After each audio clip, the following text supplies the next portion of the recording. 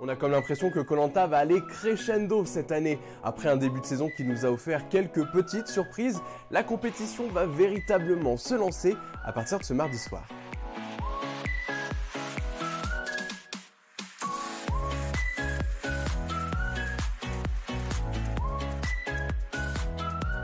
La vérité d'un jour n'est pas toujours celle du lendemain. Cette expression colle à tout un tas de situations de la vie, mais encore plus dans koh Lanta. Alors la stratégie formée par les femmes dès le tout premier jour tiendra-t-elle jusqu'à la réunification? Est-ce qu'il faut vraiment garder toutes les femmes? Bon bah, à en croire Christelle, c'est mal parti. Il faut dire que la semaine dernière, Sam a planté une petite graine dans l'esprit de tout le monde en affirmant que c'était une aventure mixte et qu'il désirait affronter des femmes sur les épreuves. Reste à savoir si les autres seront d'accord avec lui. Lors de ce 4e épisode, les deux équipes vont se disputer une épreuve culte, celle des paresseux. Et comme nous sommes dans koh Lanta, la légende, il y aura du niveau, puisque plusieurs candidats, je ne vous dis pas combien, vont battre le précédent record. Des nerfs. Faudra venir me chercher, Denis. Et des cordes d'acier. C'est quand que ça devient dur?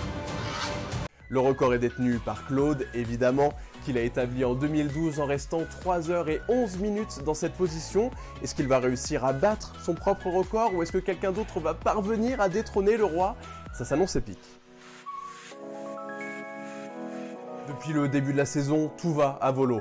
Personne n'a définitivement été éliminé lors des 2 premiers épisodes. 2 aventuriers sont partis d'un seul coup lors du 3e numéro. C'est à ne plus rien y comprendre. Mais heureusement, à partir de cette semaine, on reprend un petit peu les bonnes vieilles habitudes.